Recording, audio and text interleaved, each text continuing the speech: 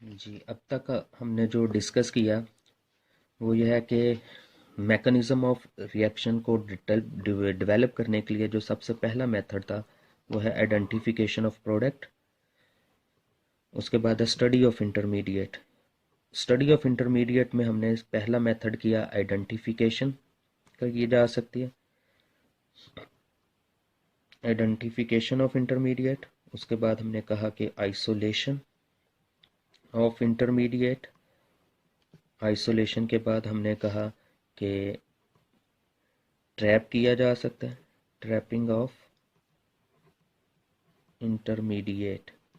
तो इन तीन मेथड के ज़रिए हम इंटरमीडिएट की स्टडी करके मैकेनिज्म को डेवलप कर सकते हैं। उसके बाद जो नेक्स्ट मेथड है for the development of mechanism is isotopic labelling. Isotopic labelling क्या होता है कि इसमें हम पहले से मौजूद किसी आटम को किसी दूसरे आइसोटोप के साथ लेबल कर दिया जाता है, और लेबल करने के बाद हम उसकी पोजीशन को कंफर्म करते हैं कि वो किस जगह पे है। तो to confirm which part of reactant form which part of product, कि रिएक्टेंट का कौन सा हिस्सा है जो प्रोडक्ट बना रहा है। Strategical positions of reacting molecule are replaced by the isotopes, यानी कि जो रिएक्टिंग मॉलिक्यूल होते हैं उनके किसी आटम को आइसोटोप के साथ रिप्लेस कर दिया जाता है। अब आइसोटोप जो हम इस्तेमाल करते हैं वो दो तरह के हो सकते हैं। नंबर वन, एक तो वो स्टेबल है और दूसरा वो रेडियो एक्टिव होना चाहिए। यानी कि आइसोटोपिक लेबलिंग में जो आइसोटोप हमने इस्तेमाल करने हैं वो दो तरह के होते हैं, स्टेबल आइसोटोप और रेडियो एक्टिव। अब जो मोस्ट कॉमन स्टेबल आइसोटोप हम इस्तेमाल करते हैं, कार्बन के लिए कार्बन 13 है, हाइड्रोजन के लिए ड्यूट्रियम है, नाइट्रोजन की जगह पे N15 इस्तेमाल किया जा सकता है, और ऑक्सीजन के लिए N18 आइसोटोप इस्तेमाल किया जाता है। और अगर रेडियो एक्टिव आइसोटोप्स की बात की जाए तो कार्बन का C14 है, ट्रीटियम है हाइड्रोजन का, सल्फर 35 है, iodine 128 and iodine 131 and bromine 82। तो रेडियो एक्टिव आइसोटोप की अगर हमने लेबलिंग करनी है तो वो ये वाले आइसोटोप इस्तेमाल किए जाते हैं, और अगर स्टेबल आइसोटोप इस्तेमाल करने हैं तो वो ये हो सकते हैं। स्पेशल मेथड्स जो होते हैं वो हम यूज़ करते हैं जिसमें आइसोटोप को एस्टिमेट किया जाता है, और उनमें जो मोस्ट कॉमन मेथड है डैट इज़ सिंटिलेशन, और जो मेथड है काउंटर है इंस्ट्रूमेंट है डैट इज जीजर मुller। काउंटर के जरिए हम जो आइसोटोप्स होते हैं उनको काउंट करते हैं और उनकी एस्टिमेशन करते हैं। और इसमें जो फर्स्ट एग्जांपल है that is formation of ester. अब फॉर्मेशन ऑफ एस्टर में क्या होता है कि एक हमारे पास अल्कोहल होता है, कार्बोक्सिलिक एसिड होता है, और एक हमारे पास अल्कोहल होता है, और इन दोनों के रिएक्शन से एक तरफ से H और एक तरफ से OH एलिमिनेट होके एस्टर ग्रुप जनरेट होता है और साथ में वाटर बनता है। अब दो तरह की ऑक्सीजन है हमारे पास, एक है कार्बोक्सिलिक एसिड की ऑक्सीजन है और एक हमारे पास अल्कोहल की ऑक्सीजन है। और वाटर बनने में कौन सी ऑक्सीजन एलिमिनेट हुई है, हमें अब अगर ये कंफर्म करना है कि ये वाली जो वाटर के साथ ऑक्सीजन है वो अल्कोहल की है या कार्बोक्सिलिक एसिड की है, तो इन दोनों ऑक्सीजन में से जिस मर्जी ऑक्सीजन को हम लेबल कर देंगे, रिप्लेस कर देंगे और एक और ऑक्सीजन के आइसोटोप 18 के साथ, और फिर देखेंगे कि वो जो ऑक्सीजन 18 है वो किस मॉलिक्यूल में है। अगर तो वो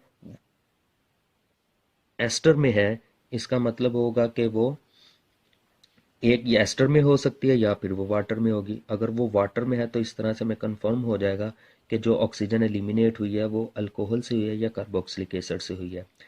तो फॉर एग्जांपल हम क्या करते हैं कि जो हमारे पास ये अल्कोहल है इसकी ऑक्सीजन को हम रिप्लेस करेंगे ऑक्सीजन 18 के साथ। तो उसका मैकेनिज्म डेवलप करते हैं कि मैकेनिज्म में एसिड हाइड्रोलिसिस हो रही है, तो सबसे पहला जो होगा step that is protonation of carboxylic acid, और वो अपने आप को रेजोनेंस के जरिए स्टेबल कर रहे हैं। रेजोनेंस के जरिए बॉन्ड अपलिफ्ट होगी और कार्बन के ऊपर पॉजिटिव चार्ज।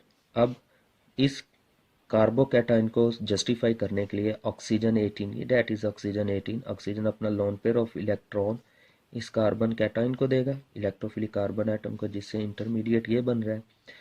और oxygen more electron negative electron deficient है तो वो हाइड्रोजन के इलेक्ट्रॉन को अपनी तरफ एक्सट्रैक्ट करेगा, जिसकी वजह से वो दूसरी ऑक्सीजन के लोन पेयर ऑफ इलेक्ट्रॉन के ऊपर ऐड हो जाएगा। और ऑक्सीजन अपनी डेफिशिएंसी पूरी करने के लिए वाटर को एलिमिनेट कर रहा है, ये बॉन्ड इधर शिफ्ट होके कार्बोनाइल ग्रुप जनरेट होगा जिससे वाटर एलिमिनेट हो गया।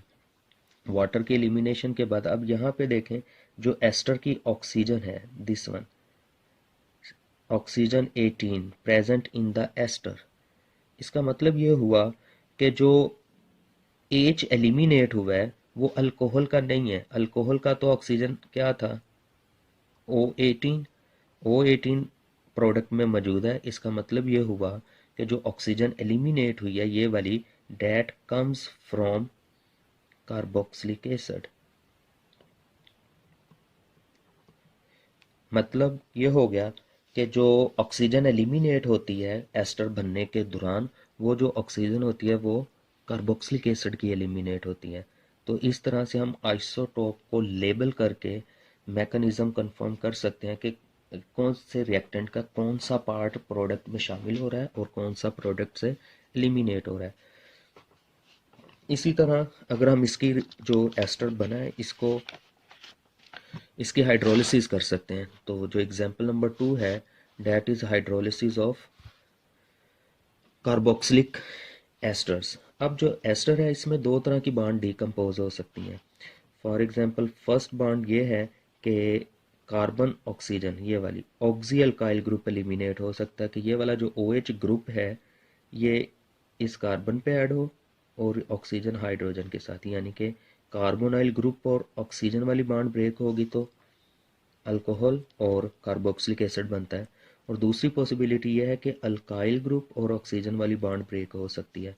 इस केस में क्या होगा कि जो दिस वन और दिस वन, अब इन दोनों में से किस कौन सी बॉन्ड ब्रेक हो रही है, कार्बोनाइल ऑक्सीजन वाली बॉन्ड ब्रेक हो रही है या अल्काइल ऑक्सीजन वाली बॉन्ड ब्रेक हो रही है। इसको कंफर्म करने के लिए आप चाहे इस ऑक्सीजन को या वाटर वाली ऑक्सीजन को लेबल कर देंगे कार्ब ऑक्सीजन नंबर 18 आइसोटोप से, और फिर हम देखेंगे कि कौन सी जो बॉन्ड है वो ब्रेक हो रही है।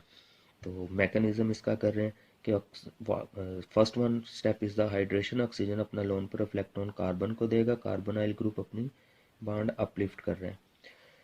उसके बाद जो इंटरमीडिएट बन रहा है वो अपनी बॉन्ड वापस कार्बन को शिफ्ट करेगा, ऑक्सी अल्काइल ग्रुप एलिमिनेट हो रहा है जिसकी एलिमिनेशन से हमारे पास जो प्रोडक्ट बन रहा है दिस वन, ये दो वो भी वैसे ही H2O पॉजिटिव, एक हाइड्रोजन ये बॉन्ड इधर शिफ्ट करेगा ऑक्सीजन के लोन पेयर ऑफ इलेक्ट्रॉन को पूरा करने के लिए, और जो ऑक्सी अल्काइल ग्रुप है that act as a base.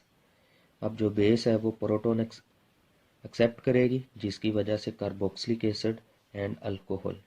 अब यहाँ पे देखें जो कार्बोक्सिलिक एसिड के ऊपर ऑक्सीजन लगी हुई है वो 18 है।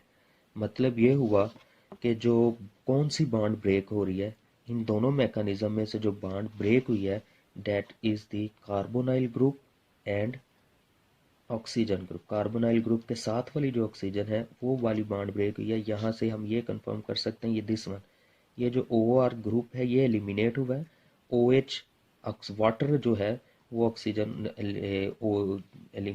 जो OR वाली बॉन्ड है वो डिकम्पोज हो रही है, ना कि ऑक्सीजन अल्काइल।